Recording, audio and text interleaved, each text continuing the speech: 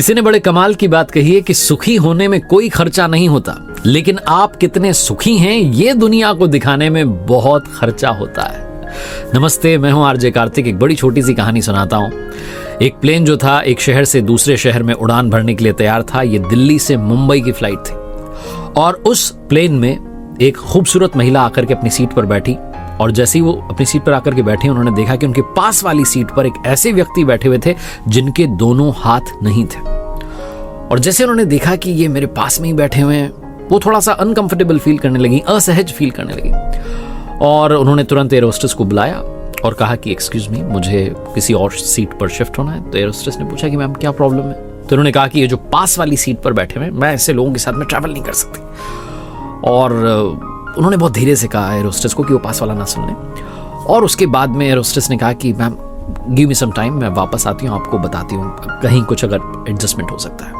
ये जो पास वाले व्यक्ति थे ये बुक पढ़ने में बिजी थे और अपना जो है किताब पढ़ रहे थे। इन्हें पता नहीं था कि क्या कॉन्वर्सेशन हुई। कुछ देर के बाद जब सारे पैसेंजर्स आकर के एडजस्ट हो गए, फिर से ये जो मैडम थी इन्होंने एयर होस्टेस को बुलाया कि आपको समझ नहीं आ रहा, मैं ऐसे व्यक्ति के साथ में नहीं बैठ सकती हूँ, ट्रैवल नहीं कर सकती हूँ।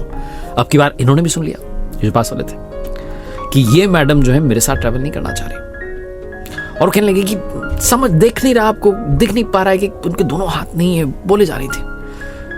एयर होस्टेस ने कहा ma'am please allow me some time, एक बार प्लेन टेक ऑफ हो जाए उसके बाद देखते हैं कहाँ कुछ एडजस्टमेंट हो सकता है, आपकी सीट को कर देंगे, कहीं ना कहीं आपको शिफ्ट कर देंगे। प्लेन ने टेक ऑफ किया मुंबई के लिए। जब प्लेन आसमान में था एयर होस्टेस आई और आकर के इन मैडम से कहने लगी कि मैडम हमारे जो फ्लाइट के कैप्टन हैं उन्होंने एक बहुत ही इंपॉर्टेंट डिसीजन लिया है और ऐसा फैसला तो आज तक हमने कभी नहीं किया। बोले क्या फैसला किया?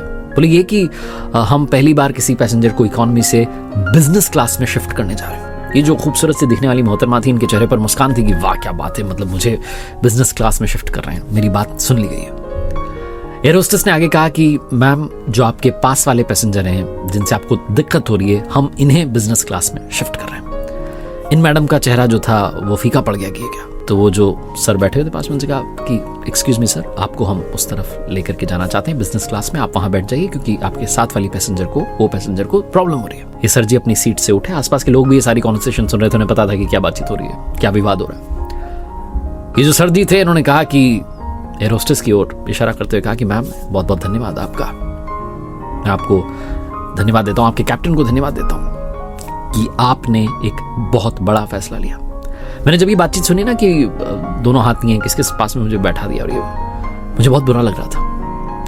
मैं भारतीय सेना में शामिल रहा हूं और एक युद्ध में मैंने अपने दोनों हाथ खो दिए थे। मुझे लग रहा था मैं कैसे लोगों के लिए अपनी जान की बाजी लगा रहा था जिनको परवाह ही नहीं है। लेकिन आपने और कैप्टन ने, आपकी क्रू ने जो है इतना बड़ा फैसला लिया, मुझे गर्व है। जैसे उन्होंने बोला सारे लोग ताली बजाने लगे, सबने जो है भारत माता की जय हो, जयकार के नारे गूंजने लगे। ये जो मोहतरमा थी खूबसूरत से दिखने वाली, ये चुपचाप उदास होकर के बैठ गई। बहुत छोटी सी कहानी है। कहानी का सार ये समझाता है कि हम लोग सीरत पर ध्यान नहीं देते, हम में से बहुत सारे लोग सूरत पर ध्यान दे रहे होते हैं। लोगों का टैलेंट, उनकी प्रतिभा, उनकी ईमानदारी, उनके गुण, इन पर ध्यान देना शुरू कीजिए।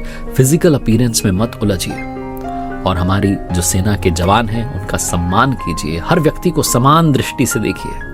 अपने आप को इतना ऊंचा मत मानिए कि सब आपको बहुत छोटे दिखाई देने लगे, क्योंकि जब आसमान से देखेंगे तो आप खुद भी बहुत छोटे, चींटी जैसे दिखाई देंगे। इसलिए सब सोचना बंद कीजिए मैं बड़ा वो छोटा। ये कहानी बहुत बड़ी बात हमें सिखाती है। एक बार फिर से वही बात जो अक्सर आपसे कहता हूं, कर दिखाओ कुछ ऐसा कि दुनिया करना चाहे आपके जैसा।